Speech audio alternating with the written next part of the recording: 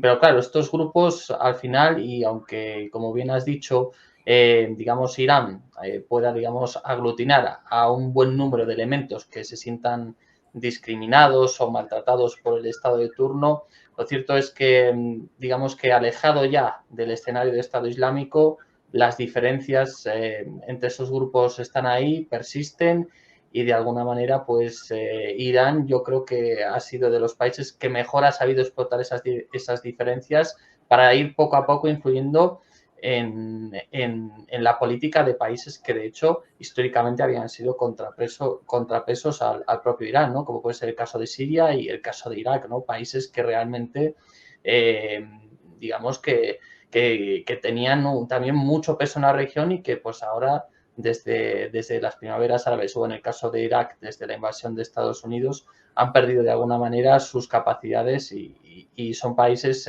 un tanto ingobernables. También piénsalo de una manera práctica. Si Irán financia y trae cierto tipo de paz a una zona que está convulsa, a veces la ideología, el dinero desplaza la ideología. Es decir, si tú traes cierta paz, cierta tranquilidad, si traes un nuevo orden, si estás acostumbrado a vivir en caos, en tal, y traes una cierta paz, una cierta tranquilidad, es muy sencillo que tu mano derecha haga lo que no sepa lo que hace la izquierda y tal. Y que por ejemplo, Irán, pues, mira, por ejemplo, en el Líbano, Hezbollah es una estructura social en toda regla, es un estado paralelo.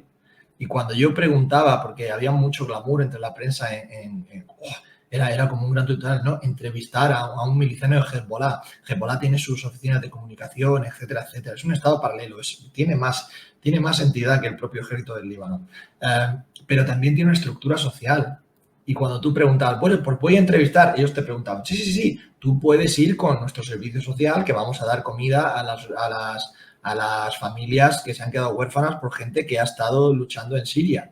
O no, nosotros vamos a repasar porque vamos a llevar los bombones de butano al edificio o la gasolina al generador del edificio que se ha quedado sin luz. Es decir, tienen problemas, tienen una estructura social, tienen una capacidad, se ocupan de su gente, tienen una base social, ¿no? Entonces, no van solamente, no es una simplificación.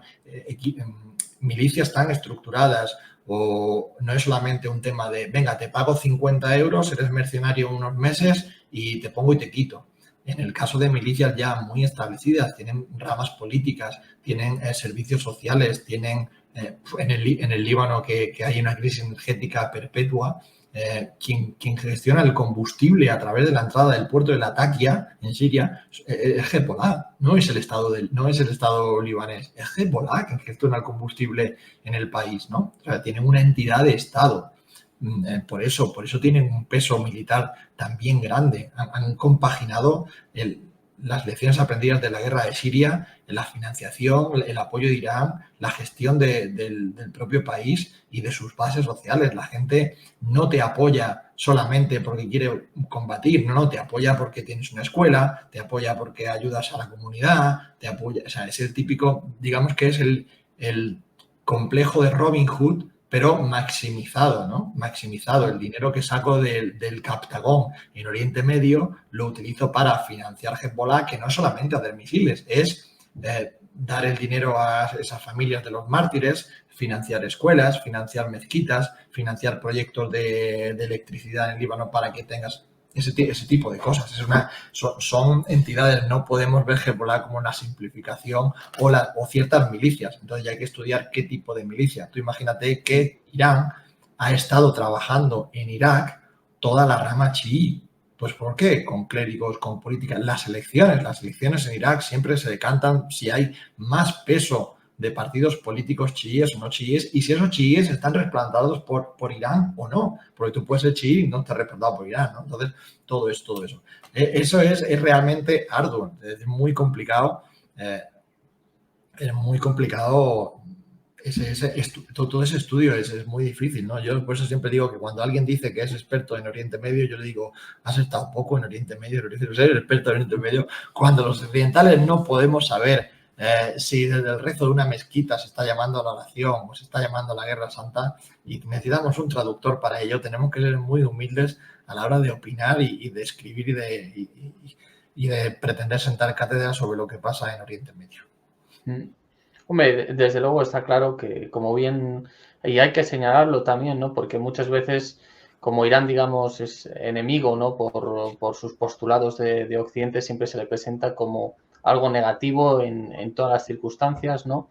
Pero es cierto que, como bien dices tú, pues, oye, también ayuda de algunas maneras con su financiación, no solo provoca el conflicto, sino que también da una vida a esas personas y también puede dar, de alguna manera, unos servicios mínimos sociales, ¿no? Y más en países que además vienen pues de una trayectoria en los últimos años absolutamente desastrosa, ¿no? Yo creo que Irak, por las diferentes etapas que ha pasado, difícilmente le puede ir peor a un país o lo que queda de él, ¿no?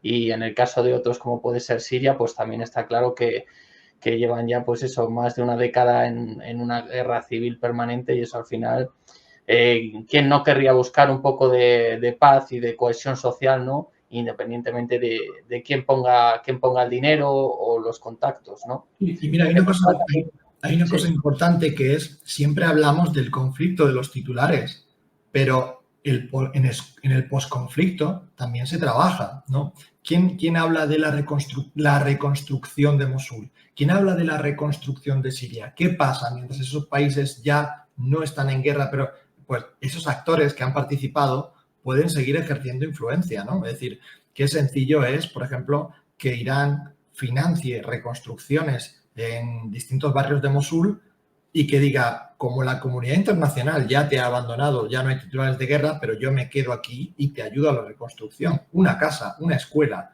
Bien, pues lo que ocurre en el posconflicto también te dice cómo se gestiona todo. Lo que pasa es que el posconflicto, al no ser tan mediático, al no tener el glamour, al no verlo en la tele como tan bonito, mira cómo vuelan los misiles, eso no crea efervescencia en las redes sociales, pero también te dice cómo se van moviendo las cosas. Es decir, el granito a granito, el poquito a poquito diario es lo que te da, esa constelación de elementos es lo que luego te da el conflicto. Y lo mismo, los apoyos o los detractores en una región. Esas milicias no dejan de actuar. En Siria sigue habiendo tantísimas milicias que bueno, que como con la guerra, pero de otra manera, más silencioso, ¿no? El posconflicto también es importante. Hombre, desde luego siempre se ha dicho, ¿no? Que es mucho más fácil destruir que construir, ¿no? Y al final, de hecho, en Oriente Medio, ¿no? Uno de los grandes problemas que tuvo Estados Unidos, ¿no? Es que fue capaz de derrotar, digamos, dictadores y regímenes de manera muy rápida, ¿no? Pero a la hora de establecer un nuevo estado, de construirlo, de conseguir que funcione, que haya cohesión social, que mejore el bienestar de la gente, eso ya es otra cosa y más además si tienes un choque cultural, ¿no? Entre lo que tú piensas que es lo correcto y pues la tradición histórica de una región y su propia mentalidad.